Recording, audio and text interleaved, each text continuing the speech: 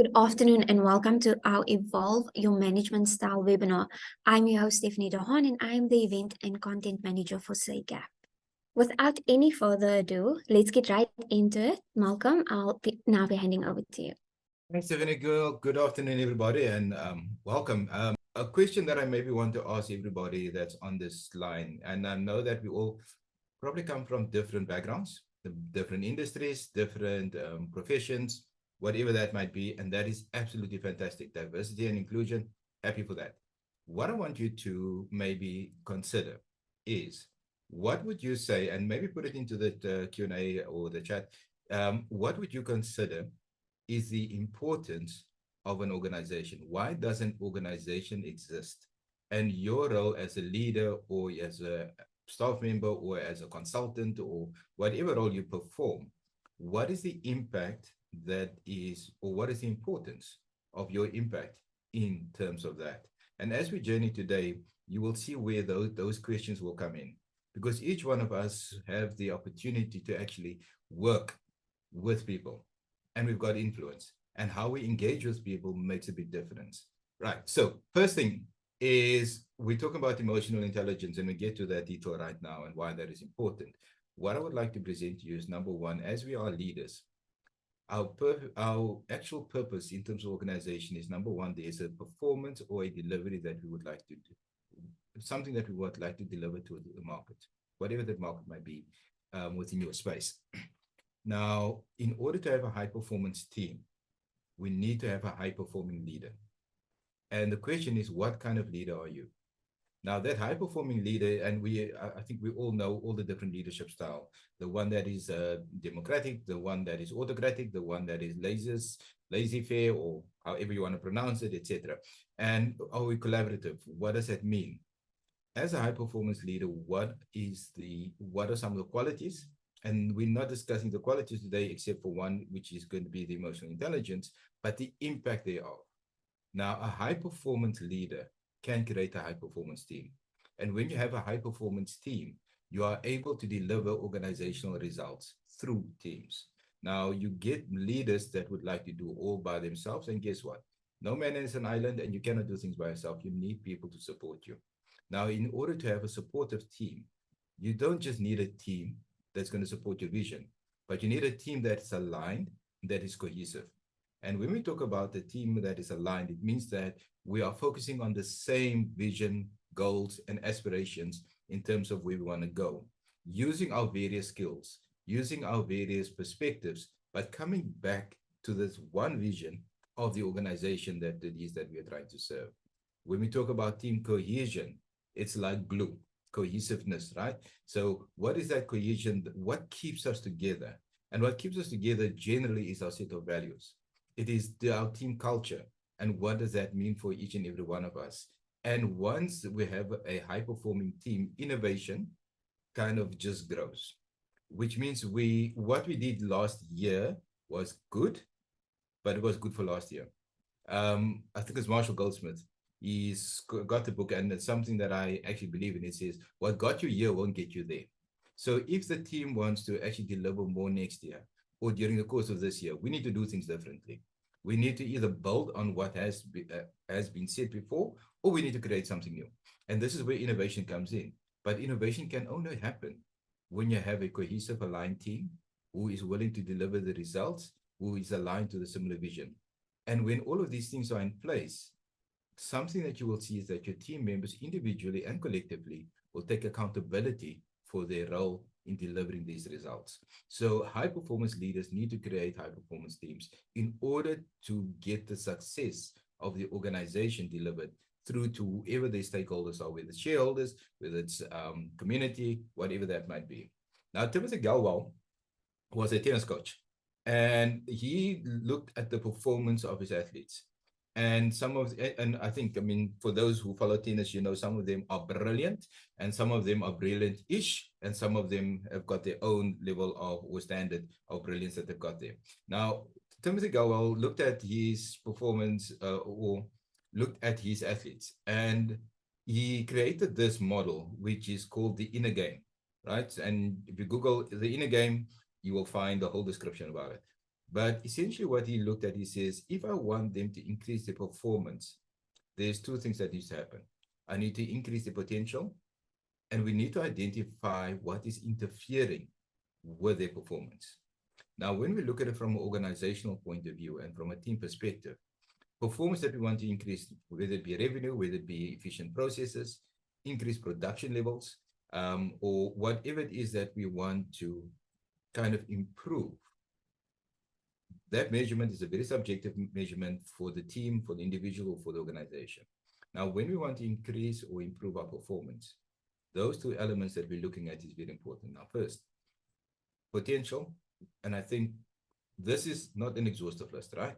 So you can add to it and you can identify for yourself within your own team what it is that you would say is the potential that needs to be increased. So is it a technical skill? Do we need to train Malcolm in Excel? Do we need to make sure that Malcolm is able to have a communication skills, you know, maybe send him to Toastmasters or whatever it might be. Maybe send him to SACAP to have a coaching course that will help him to engage with people a bit better.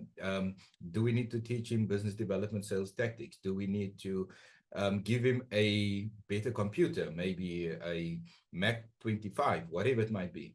So what will increase the potential of the individual? Technical skills, environmental factors, and anything else that will enable. Now, these are enablers for them to actually increase the potential.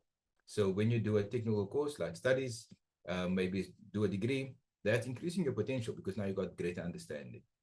Then we look at, we need to reduce the interferences. And what is that? So some of the interference are very systemic.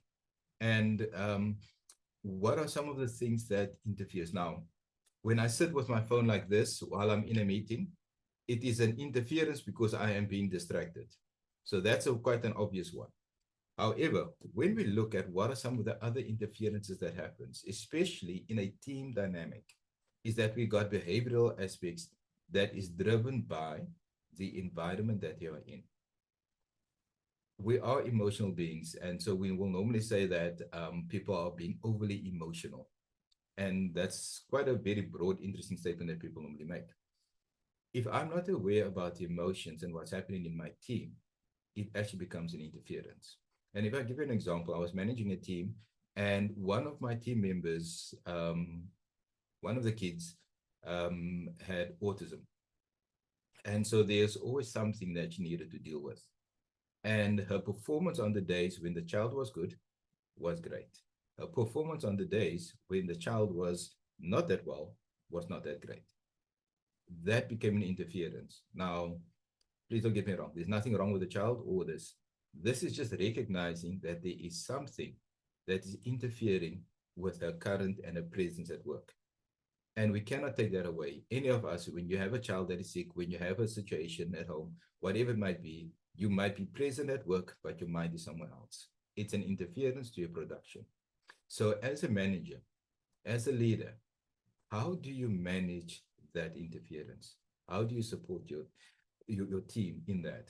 Another element of interference is when we've got a lot of negative energy within the team, for whatever reason they might be. Maybe it's your leadership style. Maybe it is something that happened. And it's kind of just, bring a whole downer onto the team. I remember I needed to facilitate a team cohesion session with a team of about what was supposed to be 15 and ended up to be 50. And I moved to the one team that, one group, and the group discussion, and they were all down, completely down. And I asked them the question, I said, guys, what's happening yet? They said, no, we don't want to be all negative. I said, okay. And we had this discussion about it. And the reason why they were feeling down is because one of their closest colleagues is leaving the team. Now, that experience and the emotion that they were feeling at that time became an interference to the success of the project that we wanted to do on that day. And we needed to manage that first. So as leaders, when it comes to emotional intelligence, we need to be able to look at how does that impact the interferences. Emotions are always present in one way or the other.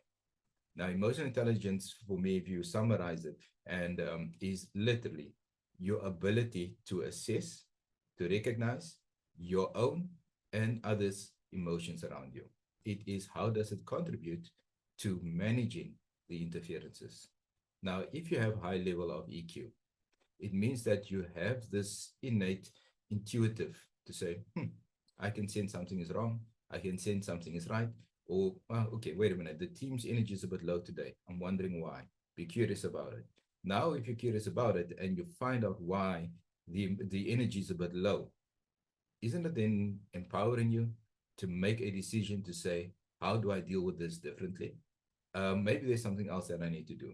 So coming back to the story about my team member, we put this in a support structure to know that on a day when we know that her focus will be on her son, and as much as she wants to be there, we really appreciated that. The team in itself, we had a teaming agreement to say, okay, fine, if any of us feel on the day that we are not our best selves, for whatever reason, let's communicate that. Your phone is directed to the next nearest person. In other words, you don't have to take those calls, and that person will assess what calls it is that you need to take and ask you about it and that. So it's a simple little things that we put into place that made her life easier. And what happened was that as even on the days when the son needed a bit more attention, because we put something in place, a strategy in place to help her just focus a little bit more, and having empathy to say, we understand what you're going through, helped her to be even more present at work and within the team. And so it's those kind of things that we look at, how our EQ, emotional intelligence, the awareness of the emotions of two elements, ourselves and that around us, is able to impact our strategy about how do we manage things within our team and how we move forward. We also look at, in terms of emotional intelligence, then as an element on its own, right? So what does it consist of? So we got self-awareness, we got motivation, we got social skills, empathy, self-regulation.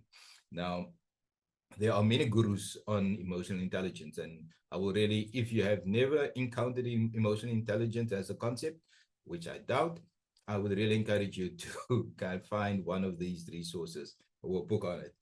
What I would like to bring is two elements out of all of this, actually three. One, self-awareness.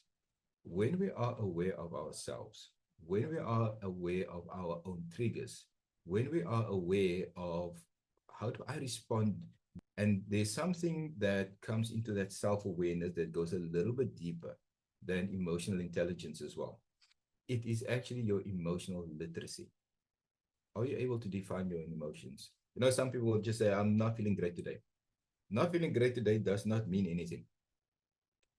I'm feeling upset. I'm feeling angry. I'm feeling happy. I'm feeling ecstatic. That at least brings us a little bit closer to what it is that you're actually experiencing. Now, with self-awareness, you will see at the bottom there, there's something called self-regulation. Now, if I know that I am a bit short-tempered today, if I feel I'm feeling a bit annoyed today, and I'm able to label it, I can regulate myself. Because I understand that when I am in this space, this is the impact on myself, my team, and whoever else it is. Even at home, you need to have a self-awareness in terms of, you know, my children, I love them, but at this point in time, I am so annoyed. Now, when we step into that, the question is, how do I behave? And what's the impact of that behavior? So then we need to choose self-regulation. How do I regulate myself? Then we've got in terms of social skills. Now it's about being able to assess the emotions around you as well. So what is happening in Malcolm's life? I can sense something is not right with Malcolm. What are the social skills that I need to be able to engage with Malcolm in such a way that we actually be able to have a very constructive and actually know where he's at and what support he needs. So from a social skills point of view, what is it that is happening with the emotions around me and how do we deal with it? And one thing that is very important for me in this whole thing is empathy. Can we empathize? Do we have empathy? Understanding that, guess what? We all have good days. We all have bad days. And when today is a bad day, I can empathize with you. But in that, how do I support you? Because ultimately, we've got our goals and our objectives that we would like to achieve. Taking all of this into consideration, the question is how. Now, how does emotional intelligence help me with this? It brings awareness. Once I have an awareness of myself and others, the emotions, the technical, the transactional, whatever it is that I find myself in, the behavior that I'm observing, once I have an awareness of that, I can define a strategy of dealing with it to be able to get the results that we want, which means that I am actually managing myself and my team and those around me much more effectively. You can get much more out of people if you have the awareness about what is really going on. And this is not what's going on. This is what is really going on. You say you're upset. You guys say that you're angry about something. About what? Now let's define a strategy of dealing with that matter. And once we've dealt with that matter, how do we effectively then engage and move forward with that? So emotional intelligence really brings us to a high level of awareness, which is a requirement. Now, how do I get this level of awareness? This level of awareness is coming through a journey to self, if I can put it this way. And coaching helps us to find that.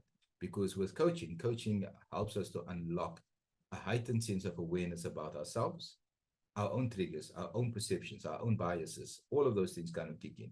So that is through a coaching session when you have a professional coach. And yes, I am biased, an ICF professional coach, accredited coach, right? My bias is there, but I'm just putting it out there that that's what you want, because they will be able to help you to get the awareness of yourself and then be able to say, how do I define my strategies going forward? Now, why is coaching important? When you look at the ICF definition of coaching, there's a few words there. And I'm just going to highlight a few as we go through, because I can see my time is running out almost. It says ICF defines coaching as partnering with clients. Now, when there's a partnership, it means that we are working on this thing together.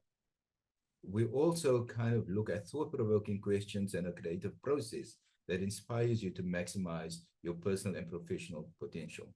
Now, your personal potential and your professional potential includes the way you engage with others. Do you know yourself well enough to know why it is that you can't do this presentation? Why do I get stage fright? Why is it when I speak to the CEO, I almost get tongue-tied? Or why is it when I speak to my team, I get so upset that I swear and I do all of these other things? And the most important part of this whole definition is that last part, which is the process of coaching unlocks previously untapped sources of imagination, productivity, and leadership. So what you didn't even realize you possess will come through there. And that is what EQ coaching can help you with in terms of building a higher level of emotional intelligence. And emotional intelligence is the one that helps us then to create a coaching culture within our organizations. And these are some of the big benefits when you have a coaching culture. Improved bench strength within your organization, enhanced team and employee performance, and a higher overall retention rate of valued staff, because they feel part of it, they are there, and because of your own awareness about yourself and others around you, the fact that you are able to deal with them in an empathetic way, the fact that you're able to engage differently, really will help you with your retention. And then increase productivity and profitability. The moment we allow people to be innovative, the moment we allow them a space where they are able to thrive, there is no other thing that can happen other than your productivity and your profitability going up. So essentially, as we conclude, if you want to be the best team, have the best team, you need to be a high-performance leader. If you want to be a high-performance leader, you need to expand your level of emotional intelligence. If you want to expand your level of emotional intelligence, get some coaching for yourself. In addition to being coached to raise your own self-awareness, maybe do something, and I think Kaylin is going to talk about this now, about building coaching skills as a leader in terms of how do I actually help my team to expand their own awareness in terms of how they can move forward in that. So Kaylin, over to you. That is everything from my side. I'm welcoming all questions as we come to the end of the session. Thank you. Thank you, Malcolm. That was not only insightful, but also incredibly thought-provoking. I'm definitely going to closely manage my interferences and my cell phone. I am sure that it has resonated with many of us online today, for which the information shared has added immense value to the afternoon session. So good afternoon all. I'm Kaylin Philander, SACAP's coaching manager and ICF credentialed coach. Turning your attention to our online short course, Coaching Skills for Managers. It is a 12-week online short course ideal for managers and leaders in corporate organizations, NGOs, government departments, educational institutions, to just name a few. During the 12 weeks, you will be introduced to coaching competencies as defined by the ICF, or known as the International Coaching Federation. You will learn to apply these skills in conversation with your colleagues and team members within the workplace. I think as you weave through the 12 weeks, it may be that you feel that you're already doing some of those coaching with your team, and perhaps just within the office space. But with the short course, it kind of gives you the opportunity to further refine those skills, further refine the techniques and the way of working.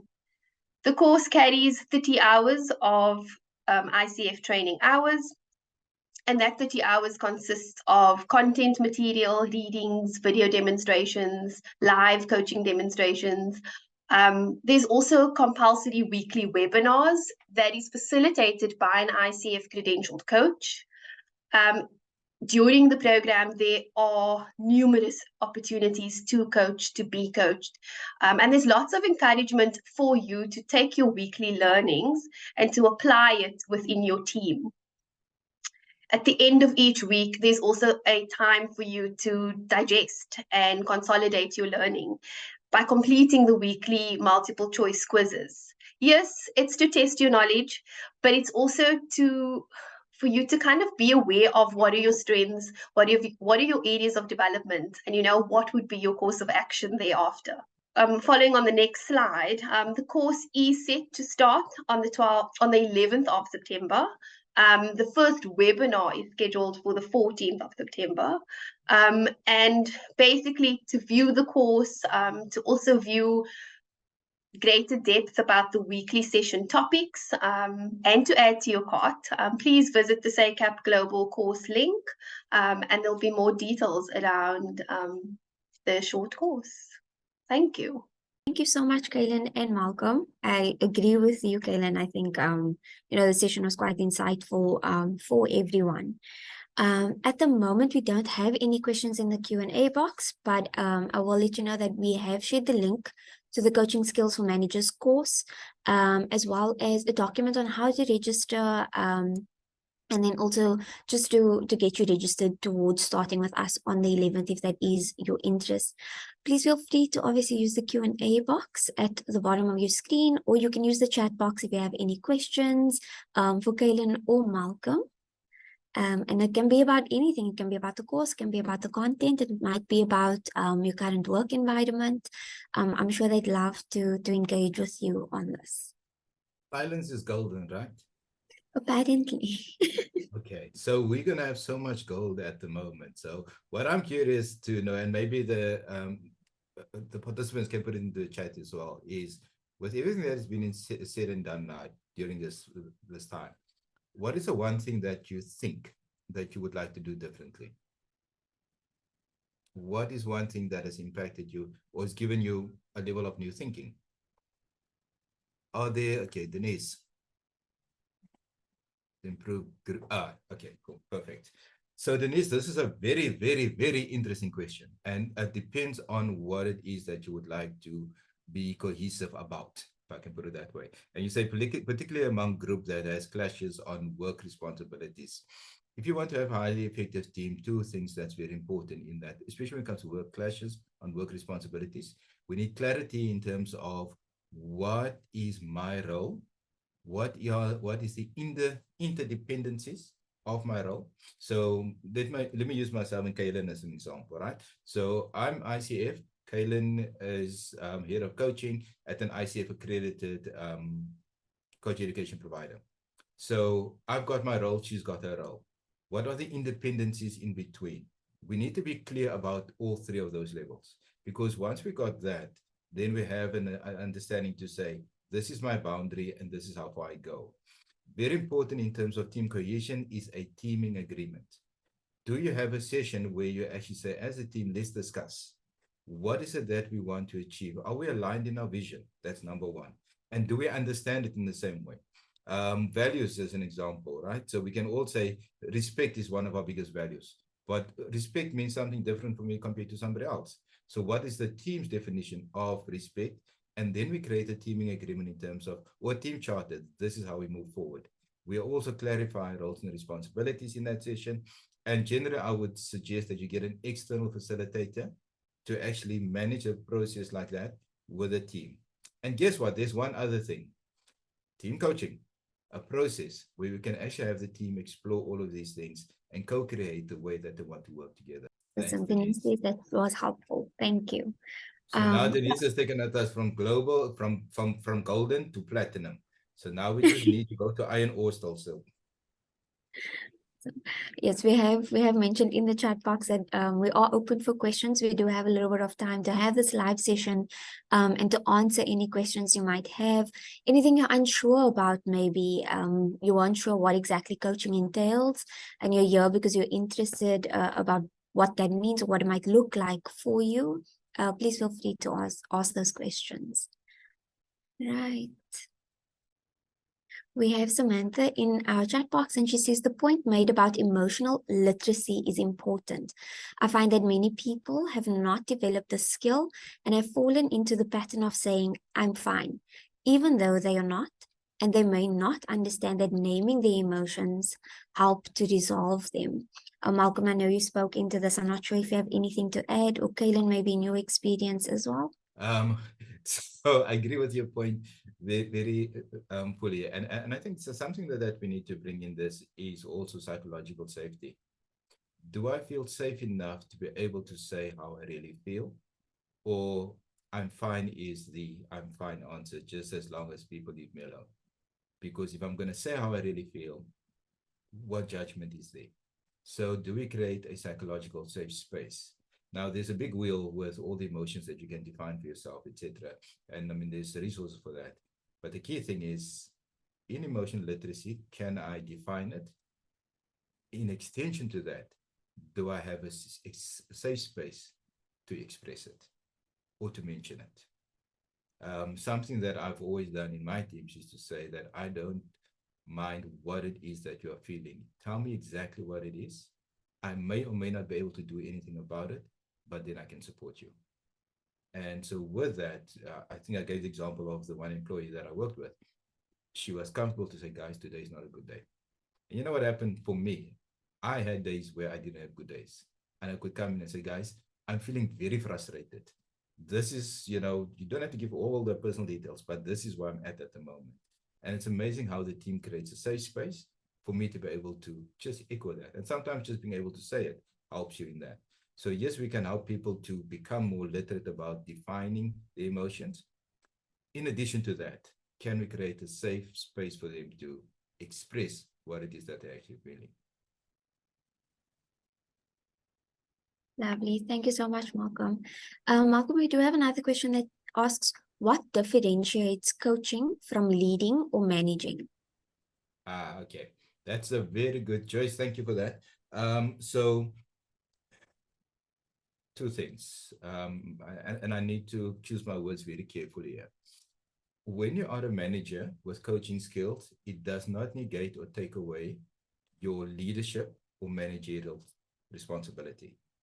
In other words, when you need to have a strong performance management conversation with somebody, Malcolm is not performing, that is part of your role as a leader, part of your role as a manager.